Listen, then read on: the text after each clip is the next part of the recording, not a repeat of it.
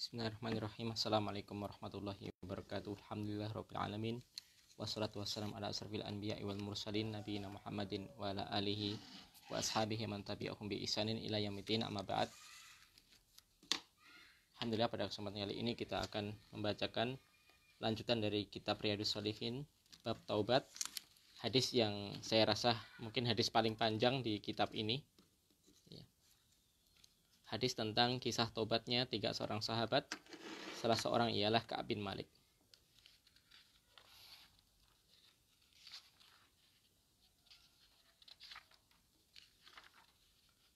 Karena hadis ini sangat panjang, maka kita baca terjemahan saja.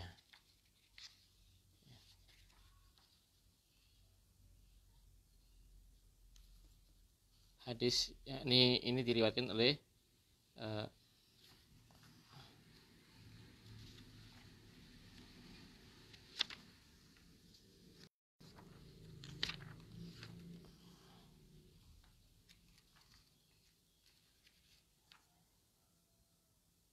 Bukhari dan Muslim, ya. Hadis riwayat Imam Bukhari dan Imam Muslim. Ya.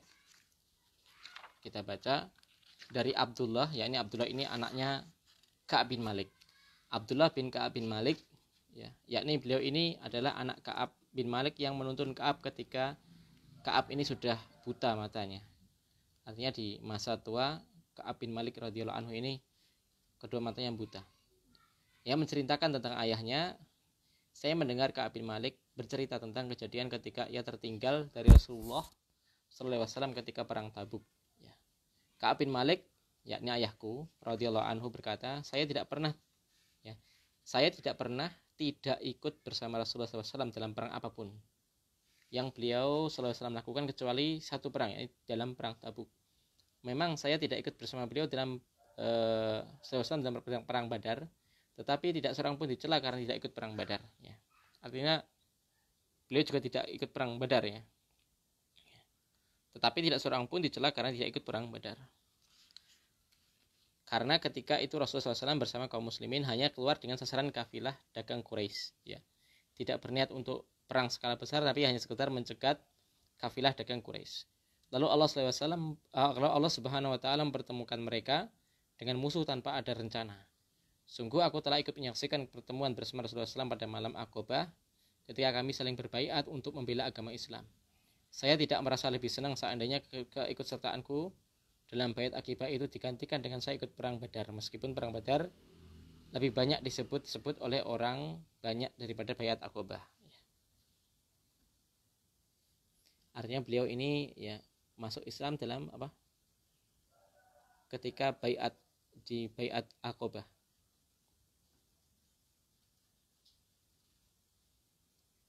Adapun cerita tentang diriku tidak ikut bersama Rasulullah SAW dalam perang Tabuk adalah ketika saya sama sekali tidak pernah merasakan keadaan lebih prima dan lebih mudah untuk mendapatkan perlengkapan perang, seperti ketika saya tidak ikut bersama Rasulullah SAW dalam perang Tabuk. Beliau diberi kemudahan. Demi Allah, sebelum perang Tabuk saya tidak mendapatkan 2 kendaraan sekaligus, tapi waktu perang Tabuk saya bisa mendapatkannya. Ini ujian, ya. Nikmat itu bisa jadi ujian. Sudah menjadi kebiasaan Rasulullah SAW kalau hendak melakukan perang, maka beliau SAW menampakkan seolah-olah menuju arah lain. Tapi ketika perang itu, karena Rasulullah SAW berangkat ke Tabuk sewaktu hari, ya, sangat panas, menghadapi perjalanan sangat jauh, ya, dan padang tandus yang sangat panjang, serta akan menghadapi musuh yang berjumlah besar. Maka Rasulullah SAW menampakkan dengan terang-terangan kepada kaum muslimin kesulitan-kesulitan yang akan mereka hadapi, ya, agar kaum muslimin membuat persiapan yang cukup untuk menghadapi perang itu. Rasulullah SAW pun mengabarkan kepada kaum muslimin tentang arah tujuan mereka. Waktu itu kaum muslimin yang ikut perang Tabuk, ya, yang ikut perang Tabuk bersama Rasulullah SAW sangat banyak, sehingga nama-nama mereka tidak mampu dicatat dalam satu catatan. Ka'ab radhiyallahu anhu berkata, sehingga orang-orang yang hendak tidak ikut perang akan mengira bahwa dirinya tidak akan ketahuan selama wahyu Allah tidak turun.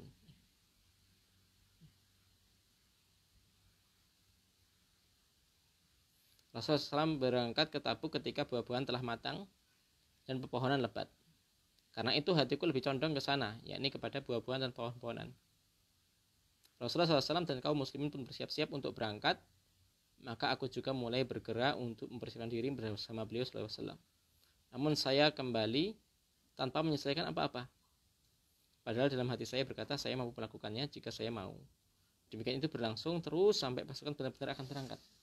Pada akhirnya di pagi hari Rasulullah SAW beserta kaum muslimin berangkat, sementara saya belum menyelesaikan persiapanku sama sekali. Lalu saya bergerak, tapi kemudian saya kembali lagi tanpa melakukan apa-apa. Saya terus melakukan yang demikian itu hingga kaum muslimin semakin bergerak cepat dan sudah tidak tampak. Kemudian saya berkeinginan akan tetapi keinginan yang lemah untuk segera berangkat menyusul kaum muslimin. Dengan perasaan menyesal Ka'ab radhiyallahu anhu berkata, andai saja saya ketika itu saya melakukannya. Namun takdir menentukan lain. Artinya beliau tidak ikut perang. Dalam keadaan tanpa uzur, ya, tanpa uzur ini.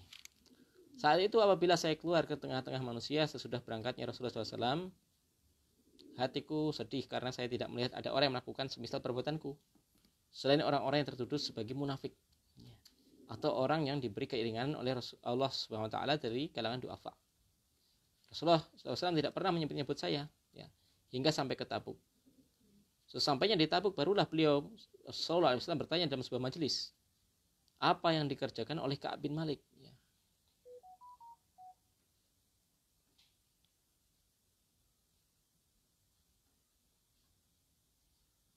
Salah seorang dari Bani Salimah menjawab, ya Rasulullah, dia terhalang oleh selendangnya dan sedang memandang kedua pinggangnya, ya. Ini ungkapan untuk menunjukkan ujub dan takabur, ya. Terhalang oleh selendangnya sedang memandang kedua pinggangnya. Tetapi Mu'ad bin Jabal membantah, ya. Ini sahabat yang mulia, Mu'ad bin Jabal radhiyallahu anhu, betapa buruk perkataanmu, ya, demi Allah yang kami ketahui pada Ka'ab hanyalah kebajikan. Rasulullah SAW pun diam. Pada saat itu Rasulullah SAW melihat laki-laki berpakaian putih berjalan di kejauhan dalam fata morgana. Rasulullah SAW bersabda, mudah-mudahan itu adalah Abu Khaisamah. Ternyata benar, orang itu adalah Abu Khaisamah al-Ansari radhiyallahu anhu. Dialah orang yang bersedekah dengan segantang kurma lalu ditertawakan oleh orang-orang munafik. Ka'ab meneruskan ceritanya, ya. Tatkala saya mendengar bahwa Rasulullah SAW berada dalam perjalanan pulang dari Tabuk, yang sudah pulang, maka kesedihan yang sangat saya mulai menyelimuti saya.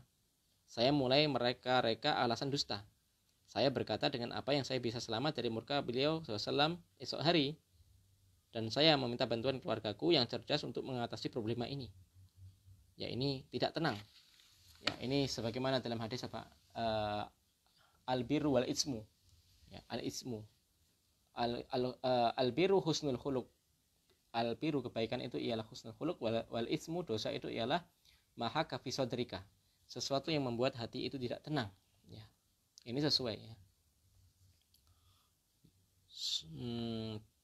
Tetapi ketika saya mendengar bahwa Rasulullah SAW sudah dekat, hilanglah segala macam kebohongan yang saya siapkan.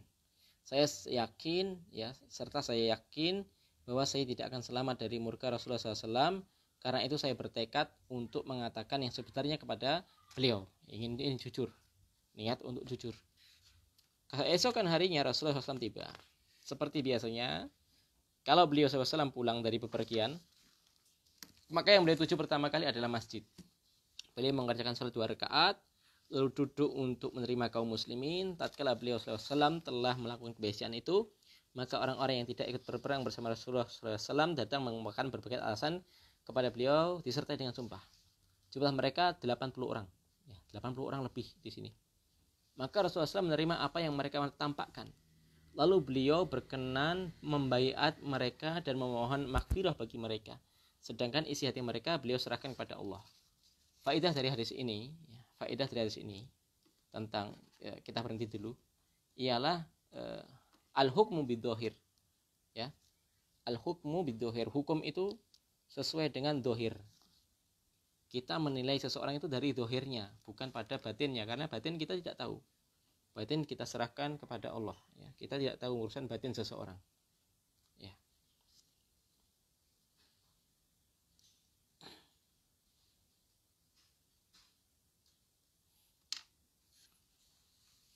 Tiba giliran saya, ini Ka'ab bin Malik lanjut, menghadap. Ketika giliran saya menghadap, ketika saya mengucapkan salam, beliau tersenyum sinis, ya, kemudian bersabda, kemarilah. Saya berjalan mendekat lalu duduk di hadapan beliau, lalu beliau mulai bertanya, apa yang menyebabkan engkau tidak ikut berangkat? Bukankah engkau telah membeli kendaraan? Tadi disebutkan ya. Saya menjawab, ya Rasulullah, sungguh andaikan saya duduk di hadapan orang yang selainmu, siapapun dia dari penduduk dunia, saya yakin akan mendapat bebas dari kemarahannya dengan mengemukakan uzur yang bisa diterima. Sungguh saya telah dikaruniai kepandaian berbicara, namun demi Allah, aku benar-benar yakin seandainya hari ini saya bohong kepadamu sehingga engkau ridho,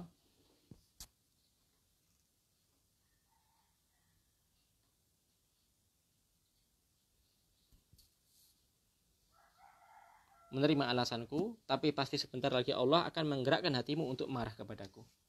Sebaliknya, jika saat ini saya berkata jujur yang membuatmu marah kepada saya, namun sungguh saya benar-benar mengharapkan hari esok yang baik dari Allah Subhanahu wa taala. Ini merupakan bukti keimanan Ka'ab bin Malik ya. Beliau sangat percaya dengan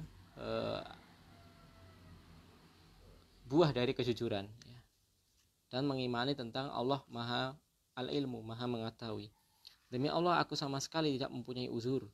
Demi Allah, saya belum pernah dalam keadaan sekuat dan semudah ketika saya tidak mengikuti ke Tabuk.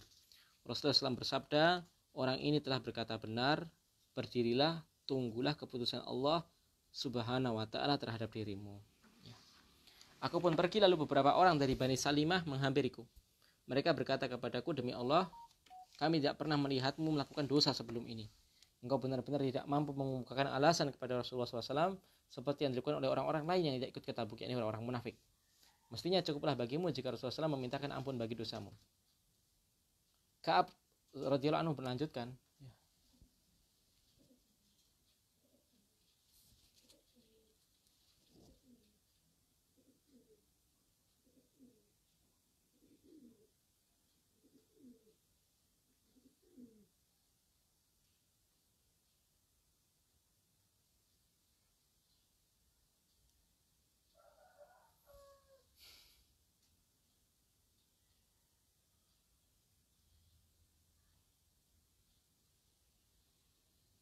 demi Allah.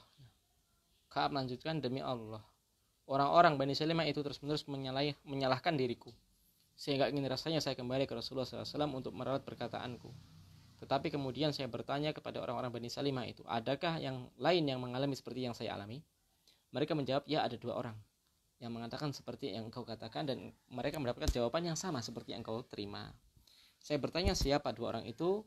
Mereka menjawab, yakni Murarah bin Ar-Rabi, ya, Al-Amri dan Hilal bin Umayyah Al-Waqifi, ya.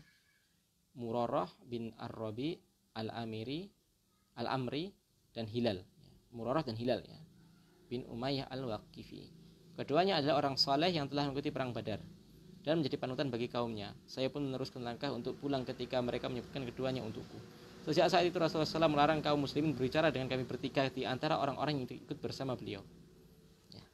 Manusia pun menjauhi kami, atau Ka'ab menyatakan mereka merubah sikap terhadap kami, sehingga bumi terasa asing bagiku, seolah-olah bumi yang saya pijak ini bukanlah bumi yang selama ini saya kenal. Keadaan seperti ini berlangsung selama 50 hari. Ini dalil bolehnya seseorang menghajar selama lebih dari 3 hari. Padahal kalau hadis secara umum tidak akan masuk surga orang yang mendiamkan saudaranya lebih dari 3 hari. Tidak akan masuk surga seorang yang mendiamkan saudaranya lebih dari 3 hari. Tapi di sini ada pengecualian, yakni pada kasus ini. Artinya dibolehkan, ya. Maka ada faedah dari hadis ini, jawazu hijrani li mudnibi aksara min salasin idza dhaharat faidatun.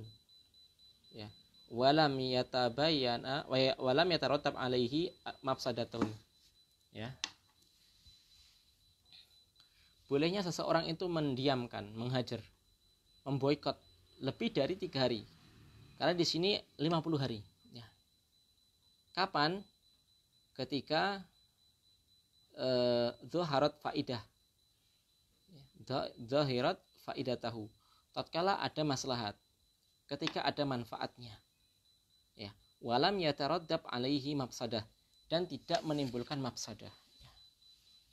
Tentu ini berbeda dengan zaman sekarang, ya. Dan ini dilakukan oleh siapa? Oleh Nabi atau sebagai pemimpin di saat itu, ya. Nabi Muhammad SAW melarang kepada kaum muslimin, bahkan kepada keluarga beliau atau keluarga Ka'ab, ya, atau keluarga 3 orang ini, untuk mengajak ngobrol ataupun bermuamalah. Artinya memang didiamkan, diasingkan. Ini sebagai hukuman.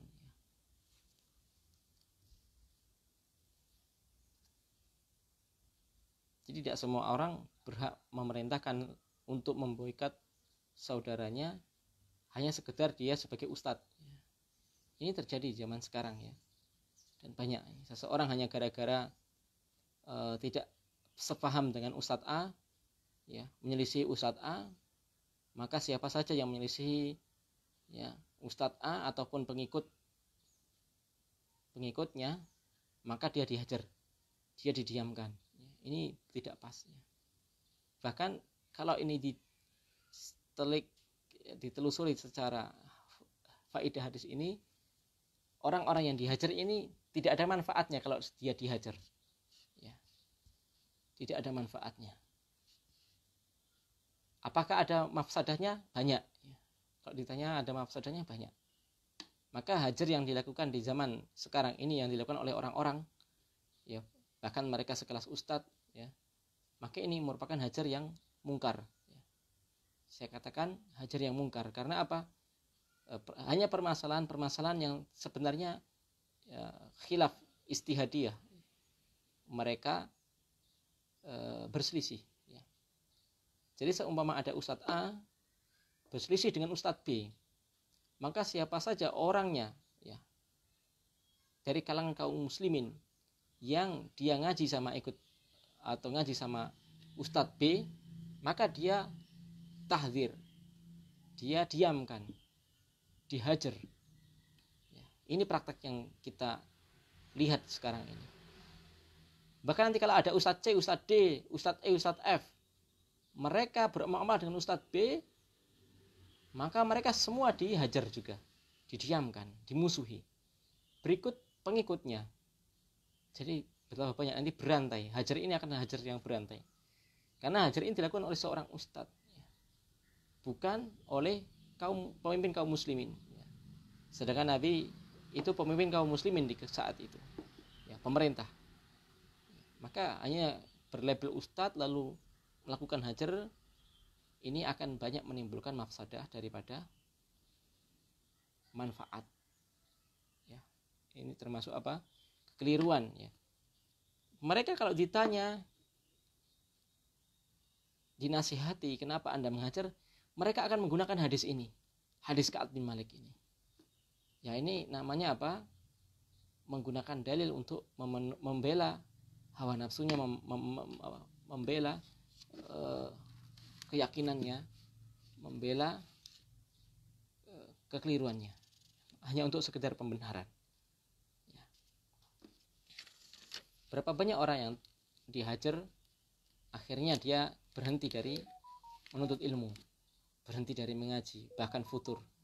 Ya, kita banyak temui seperti itu. Nasallahu alaihi wasallam. Kita lanjutin hadisnya, ya. Maka keadaan seperti ini berlangsung selama 50 hari. 2 orang temanku, siapa tadi? Hilal dan Murarah, ya.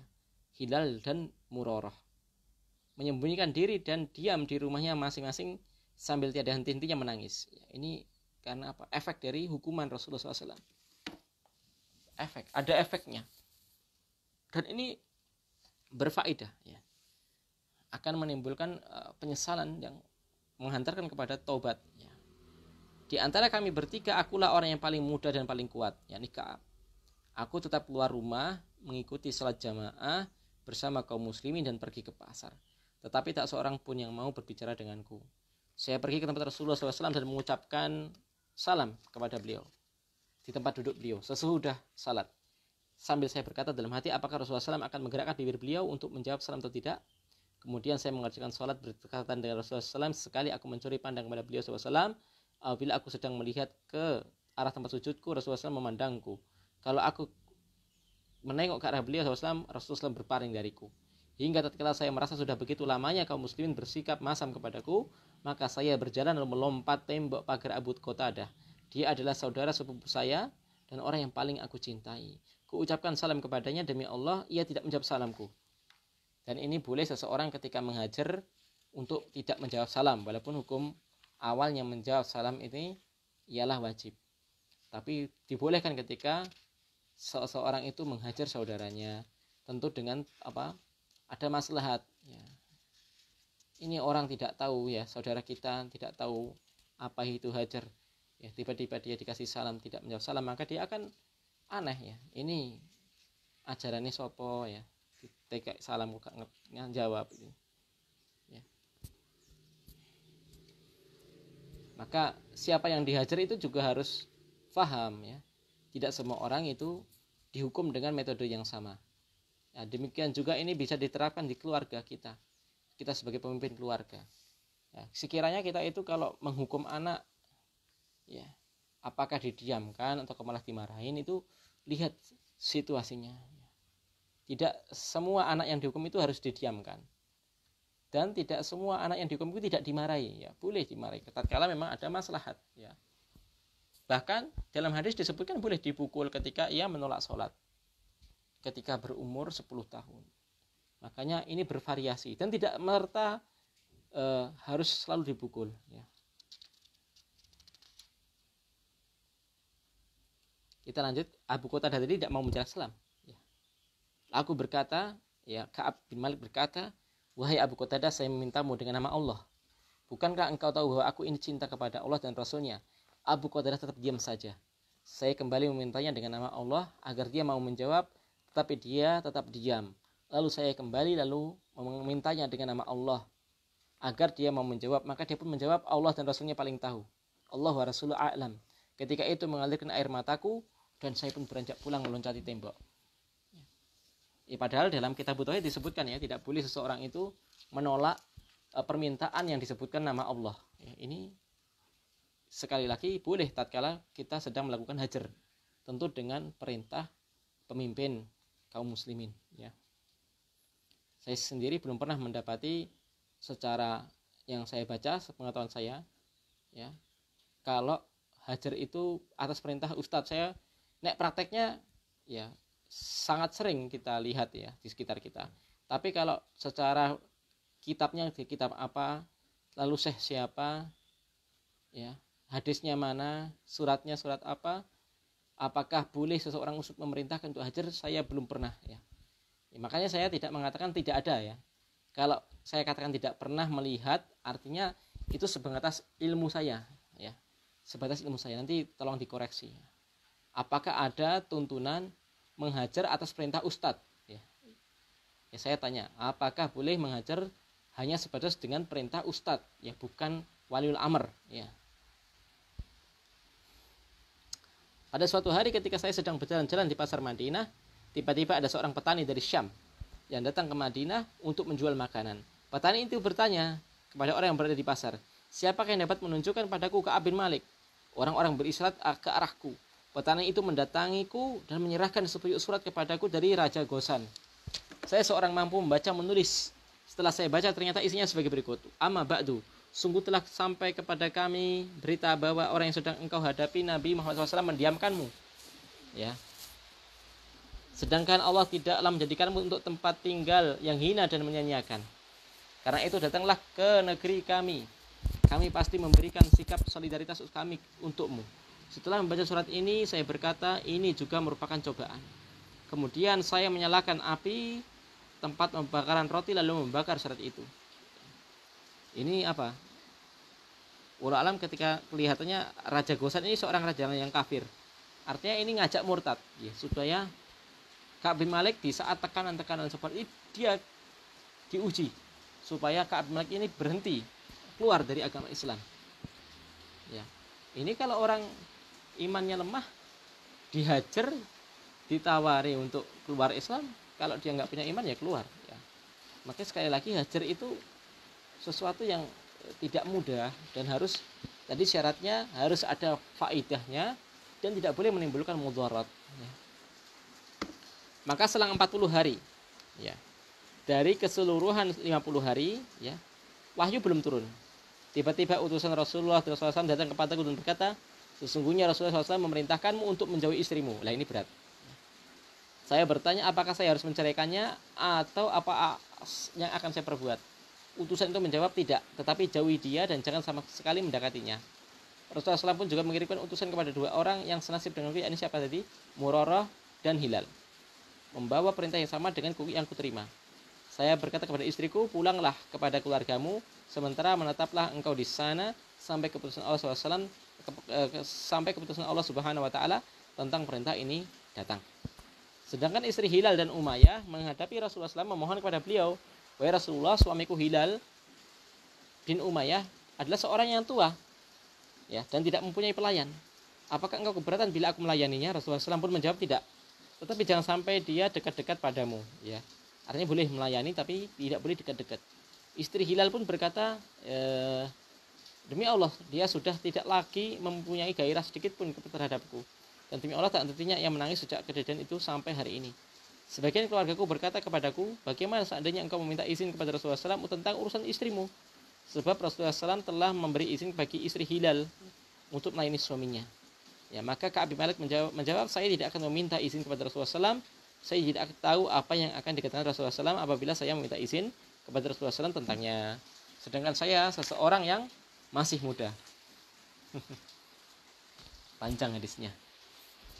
Saya lalui kehidupan tanpa istri selama 10 malam. Sehingga genaplah sudah bagi kami 50 malam sejak larangan berbicara dengan kami.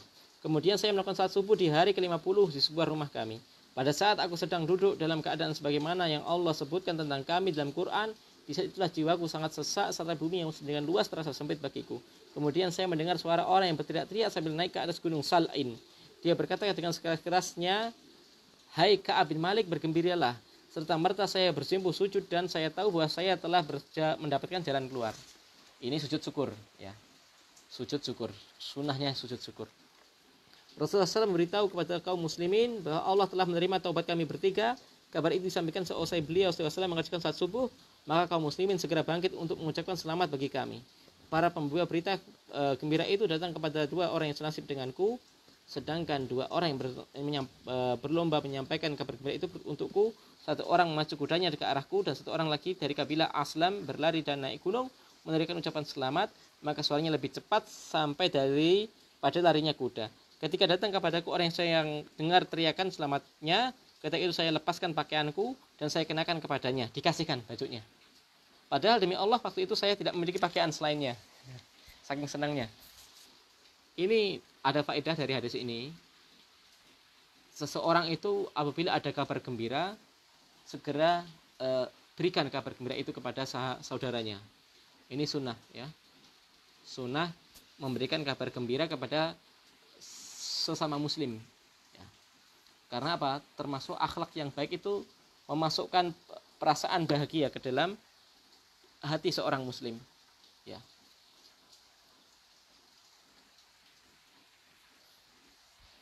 Seperti apa? Mungkin mendapatkan ketika seorang menikah, seorang mendapatkan anak, melahirkan, atau ketika rumah baru, maka seorang itu memberi selamat, kabar gembira. Ya, ini juga bersegera. Lalu juga faedahnya seseorang ketika bertobat atau diterima tobatnya disunahkan untuk bersedekah, ya. Disunahkan untuk bersedekah. Ini Ka'ab Malik memberikan bajunya. Padahal bajunya cuma satu itu, ya. Setelah itu saya meminjam pakaian. Lah ini sampai dikasihkan pakaiannya, akhirnya dia nggak punya pakaian, maka dia minjam.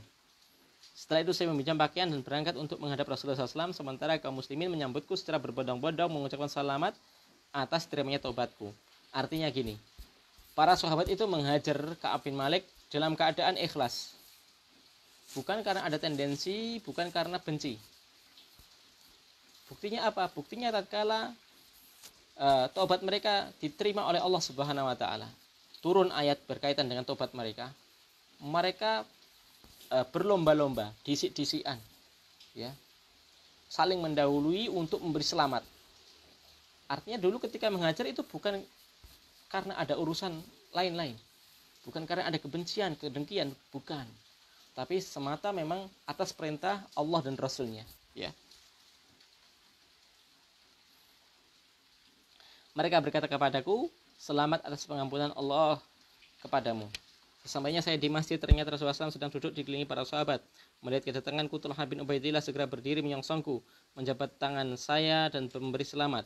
Demi Allah, tak seorang pun di antara sahabat Muhajirin yang berdiri kecuali beliau. Karena itu Ka'ab tidak dapat melupakan kebaikan Talha bin Ubaidillah. Ka'ab meneruskan ceritanya. Tatkala saya mengucapkan salam kepada Rasulullah SAW, beliau bersabda dengan wajah yang berseri-seri penuh bahagia, bergembiralah mendapatkan hari terbaik selama hidupmu sejak kamu dilahirkan ibumu. Saya bertanya, wahai Rasulullah, apakah ini dari sisimu sendiri atau dari sisi Allah? Beliau menjawab, bahkan dari Allah Subhanahu wa ta'ala. Keadaan Rasulullah SAW jika merasa senang, maka wajahnya bersinar terang seolah-olah merupakan potongan rembulan. Demikianlah kami mengetahui bahwa Rasulullah SAW sedang senang hatinya apabila terjadi yang demikian. Ketika saya duduk di hadapan Rasulullah SAW, saya berkata, ya Rasulullah, sebagian-bagian dari tobatku saya hendak menyedekahkan harta bendaku untuk Allah dan Rasulnya. Rasulullah SAW bersabda, simpanlah sebagai harta bendamu, itu lebih baik. Kemudian saya menjawab, saya masih mempunyai tanah yang menjadi bagianku hasil dari rampasan perang di Khaybar. Lebih lanjut saya berkata, ya Rasulullah, sesungguhnya Allah SWT telah menyelamatkanku sebab kejujuran. Maka sebagai bagian tobatku, saya tidak akan berbicara selain kejujuran selama hidup saya. Ini faedah tentang mulianya sikap jujur, fadilah keutamaan sikap jujur. Dan tadi disunahkan untuk bersedekah tatkala seseorang bertobat. Demi Allah, saya tidak pernah melihat seorang pun di antara kaum muslimin yang diuji Allah untuk berkata jujur sejak saya menyebutkan keadaan sebenarnya kepada Rasulullah, itu lebih baik dari saya sampai hari ini. Demi Allah, saya berjanji kepada Rasulullah SAW, hingga kini saya tidak pernah sengaja berbohong. Dan saya berharap semoga Allah menjagaku dari sifat bohong dalam sisa hidupku. Ya. Kemudian Allah menurunkan ayat surat At-Taubah ayat 117 sampai 119. Kita baca terjemahannya. Sesungguhnya Allah telah menerima taubat Nabi, orang-orang Muhajirin dan orang-orang Ansor yang mengikuti Nabi dalam masa kesulitan setelah hati segolongan dari mereka hampir berpaling. Kemudian Allah menerima taubat mereka itu. Sesungguhnya Allah Maha Pengasih lagi Maha Penyayang kepada mereka. Dan terhadap 3 orang. 3 orang ini siapa? Ka'ab, Hilal, dan Murarah. Ya. Yang ditangguhkan penerimaan taubat mereka hingga apabila bumi telah menjadi sempit bagi mereka, padahal bumi itu luas dan jiwa mereka pun telah sempit oleh mereka, serta mereka telah mengetahui bahwa tidak ada tempat lari dari siksa Allah melainkan kepadanya saja. Kemudian Allah menerima taubat mereka agar mereka tetap dalam taubatnya. Sesungguhnya Allah lah yang Maha menerima taubat lagi Maha Penyayang. Hai orang-orang yang beriman, bertakwalah kepada Allah dan hendaknya kamu bersama orang-orang yang benar, orang-orang yang jujur. Oke, ini apa? Keutamaan sahabat Ka'ab bin Malik dan 2 sahabatnya tadi, Murarah dan Hilal. Namanya disinggung dalam ayat. Nama beliau disinggung dalam ayat Al-Quran, dibaca kaum muslimin hingga hari kiamat.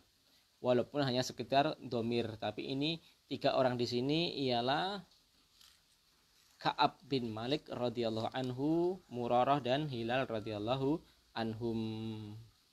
Ka'ab berkata, demi Allah, belum pernah Allah memberi nikmat kepadaku sesudah Dia memberi saya hidayah melalui Islam. Yang lebih agung menurutku dibandingkan nikmat saya bisa berkata jujur kepada Rasulullah.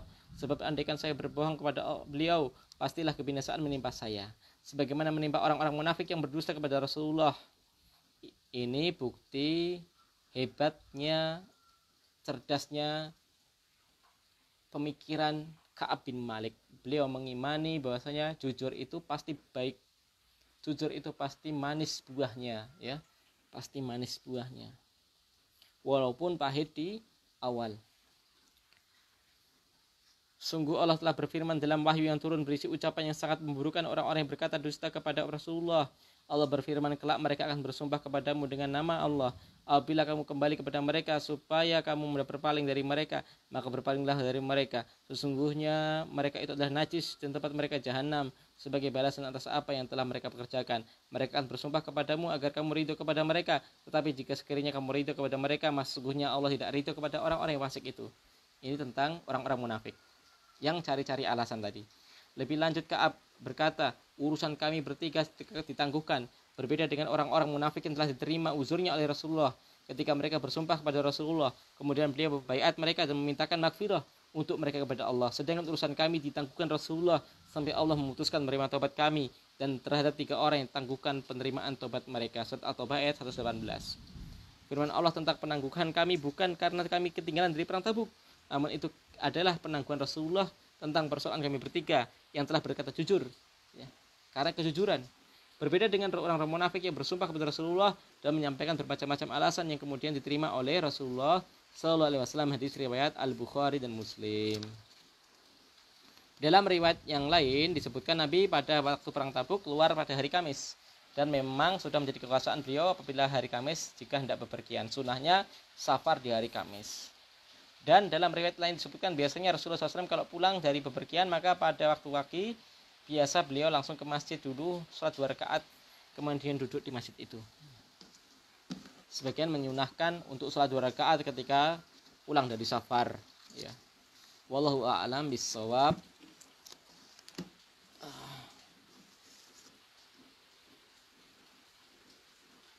Faedah yang terakhir dari hadis ini, seseorang itu dihukum sesuai derajat keimanan. Semakin kuat imannya, tatkala ia berbuat dosa, maka hukumannya lebih keras. Ya, hukumannya lebih keras. Ya. Dan kalau imannya lemah, maka dia dihukum lebih ringan. Ya. Ini harus dipaskan. Kalau orang imannya lemah dihukum keras, ya dia akan hilang imannya, akan murtad. Ya. Tapi kalau orang yang imannya kuat berbuat dosa, lalu kita hukum dengan hukuman yang ringan, maka ini tidak hikmah. Ya. Inilah pelajaran yang bisa diambil dari hadis ini. Semoga bermanfaat dari kitab Riyadhus Shalihin bab tobat. Wassallallahu nabiyana Muhammadin wa ala alihi wasallam. Subhanaka wa bihamdika asyhadu an la ilaha illa anta astaghfiruka wa atubu ilaik. Assalamualaikum warahmatullahi wabarakatuh.